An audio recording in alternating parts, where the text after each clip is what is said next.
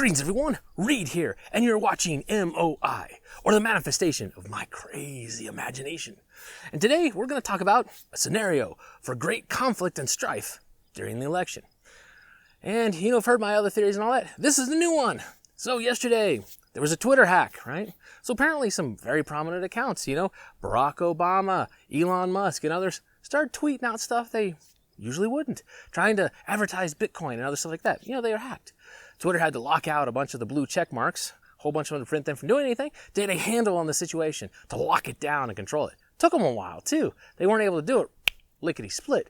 Took them 35 minutes to an hour, so like that. And apparently an insider did this. And I've long suspected very easily possible in a lot of these systems because with experience of the other ones I work on, other systems I work on, a lot of stuff, a lot of these companies, they work real hard on profit. They don't add a lot in the security. It's kind of perimeter to the outside. They should put some stuff in for users, the two-factor and stuff like that. But if you're on the inside, you can do major damage. That a lot of this stuff, injecting things into the system to impersonate someone else like that, just got to write some code to get it going. There may be some checks otherwise, but if you might work in the right spot, you can program and get it set to get it in there and get a message published as someone else. Now, I highly suspect, and actually very firmly believe, that there are foreign state actors out there that they've put people in a lot of these cloud providers, Amazon, Twitter, Facebook, and all this other stuff. They're great data mines, tons of great information. The other thing is they're a cyber weapon. You can use this stuff to cause immense and complete chaos. All right. And here's a great example. So the country, we're very polarized.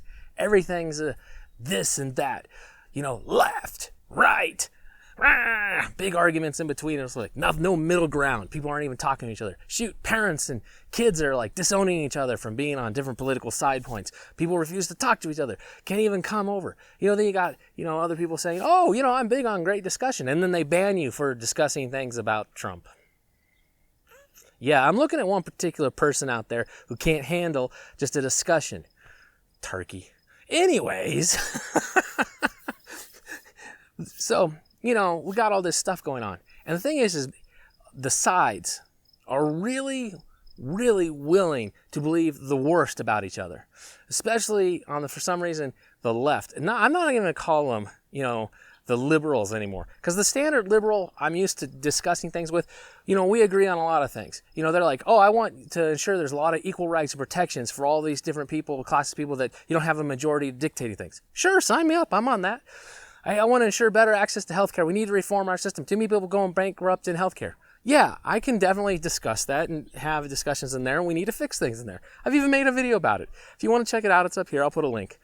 Okay? So, there's stuff like that. But the people we got going on this cancel culture, people tossing you out on this, doing that, they don't want discussion. In their mind, you're evil.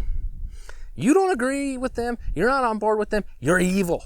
Bad, the other, the dehuman. And they use all sorts of dehumanizing language, griping about this. They're saying, these people are evil, horrible people. They cause this. They're racist. All the terms you can think of, they're using them to justify actions against them, to justify violence, to justify everything, getting them out of their job, kicking them out of being able to earn an income, putting them in harm's way for them and their families. They're doing. So I'm not even calling these people the liberals I'm used to discussing things with. And I used to go back and forth on liberal ideas, especially healthcare, because I was big. I grew up with issues with healthcare. I wanted changes in healthcare. I'm for equal opportunity, equal rights, and everything else like that. But, I'm very much a libertarian right style person because I believe in fiscal responsibility. I believe that we need to carefully preserve a lot of the methods and law and order that was laid down in the Constitution. That if you want to do things, you don't call it a living document. There is a process and procedure. But, there was a lot of discussions on it. We could say, hey, we could agree on a topic and say, well, to get there, I think you have to go through this process. And they'd say, well, you could do this. There was discussion, but it wasn't like this, oh, you don't agree with me, so you're evil, right? It's crazy. So let's lay it out here. We got everyone together and all that. It's election day. Election day is finally upon us. With everything else has gone crazy and whatever's happening between now and election day, we finally made it. The meteor hasn't impacted the earth and killed us all. We're at election day. The big deciding vote between Trump and Biden, or probably really Biden's VP. All right. So we're there. Okay. And apparently, say, China's pissed at us, could very easily be China, really mad at everything going on, angry at, what Trump's done to them and all this stuff. They decide it's time to attack. No, they're not going to launch a nuclear weapon and poof, nuke us. No. They're going to want us to eat each other from the inside. And considering the political strife we're in, oh yeah, totally could happen. So they engage a cyber weapon. And what it is they have the accounts for, Trump, news medias and everything like that, and they've got some footage already lined up. And so the message comes across Twitter, from @RealDonaldTrump, and it says, due to possible election interference, stuff like that, I am closing all elections. We are instituting martial law. Everything is going to be shut down until further notice, and we will sort this out later, or something like that, to that effect. Trump sends out the message. It's time. I am taking over. I'm going to be the dictator everyone's assumed I'm going to be, and that's it, Obviously not that, but, they make something sound Trumpian, and they send it out. And then, a few seconds later, news media reports, we're getting reports of, tanks and other stuff rolling in. The National Guard is getting deployed to these areas, blah, blah, blah, blah, blah. And, they've got stock footage of things, and people just eat it up and believe it. And the problem that happens then is, just like the amazing War of the Worlds, without a lot of confirmation, without people looking for secondary confirmation, all that stuff. And, it's going to take a while for them to go, hey, Trump, did you really send this message? No, I didn't send this message. Maybe we should do a response to that. Oh, no one's going to believe that. The back and forth that goes on there. And by that time, there's a bunch of people grabbing, guns, Molotov cocktails, starting to attack everyone they see, going after the polling places, going after anyone that has a Trump sign or sticker on their house, going after people in cars, all hell breaking loose. They're like, this is it. We've got to do something. You could even see like National Guard units that were leaning to maybe, Trump versus the left of, Biden or whatever, or military units that were on one side or the other going, we got to step in. And they get moving and stuff like that. You never know. And it would just take a little push, a little bit further, and then suddenly everything's coming apart. And even by the time the government gets response and gets messages out saying, hey, this ain't happening, this ain't work, it's already, damage is done. And that is a big problem so like the emergency alert system, like in Hawaii where they sent that bad message out. Yeah, it took them a while to correct it. And, there's people involved in a couple steps, and, someone clicked the wrong button and it happened, right? These companies, they don't have basically any safeguards. It's minuscule amounts. They're profit-oriented groups. They might have extra checks on more famous people on that, if you're going to alter an account in some way, it takes 2 admins to sign off. But if you can get the code in and it's hidden in well, you can inject stuff. I'm certain of it. And I bet you the state actors have got people in there putting stuff in so they can use these things as cyber weapons. And also, let's say it is a state-sponsored cyber attack. Not only to do Twitter, but imagine they disrupt the cellular network after that stuff happens. So people can't call and get confirmation that stuff's happened. They can't get confirmation that stuff hasn't happened. They don't know. They cause internet interruptions or, flood the internet with all sorts of requests so you can't get to websites, you can't get to stuff. And with all the other people panicking, trying to find out what the heck's going on, denial of service attack by ourselves as people trying to access everything on their phones, everything on the computer, trying to find out what the heck's going on. Make the networks that run the phone networks and all that stuff and cellular communications, make them clogged up so you can't call and other stuff like that. And really top it off, let's go ahead and shut down the power in certain areas. Overload it, cause things to shut down. Oh yeah, you could cause people to totally and completely freak out. And once they're so over the line of starting to attack each other, fight it out, you could plunge the entire country into civil war. Yes, I'm serious. I'm really serious about that. You could, if you did this right, cause enough panic and enough chaos that people wouldn't care what came out later. They don't care the message.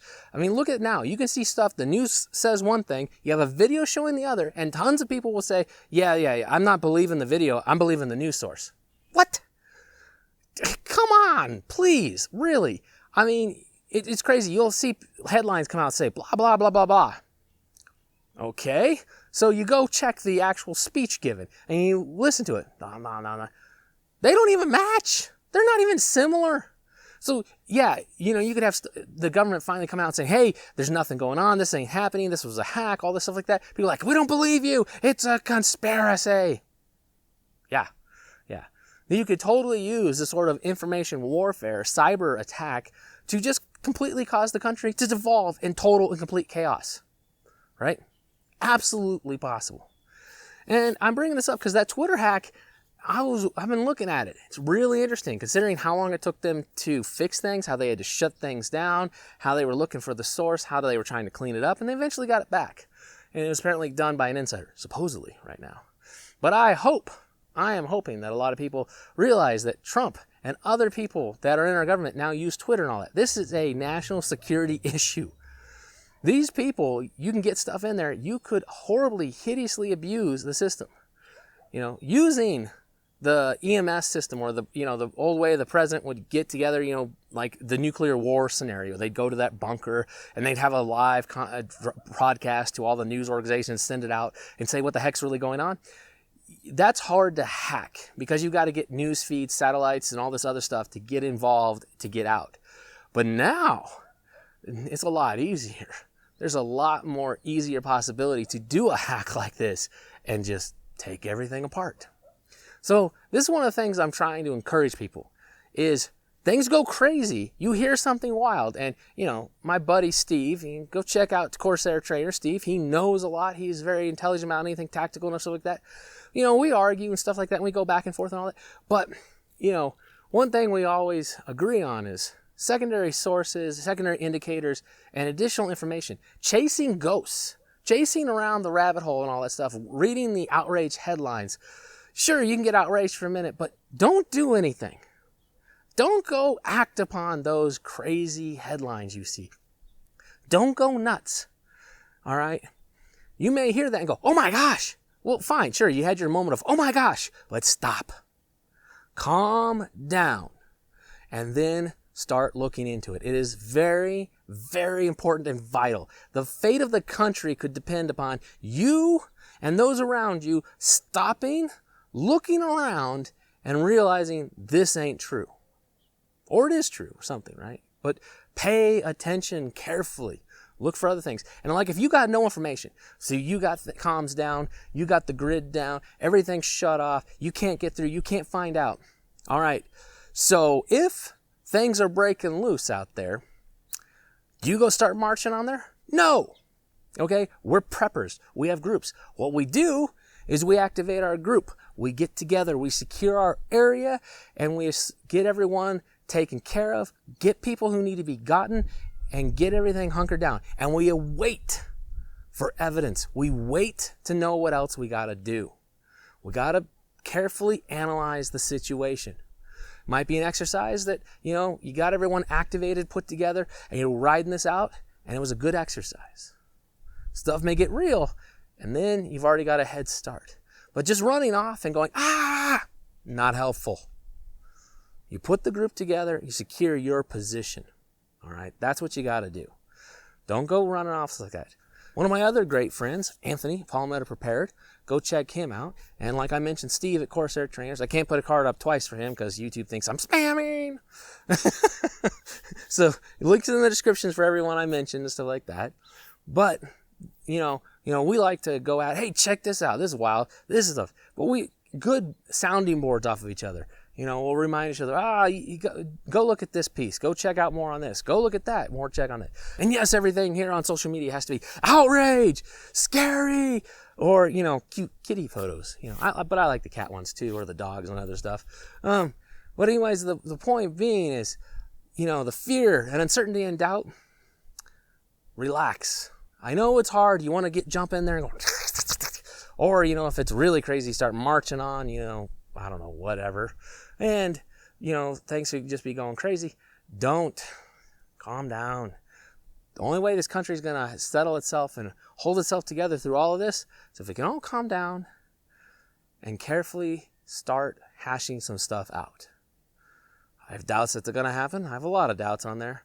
But for those of us that want to make it through this, got to be careful, stoic, Do a lot of rational thinking. So take care, everyone. This is Reed, out for now.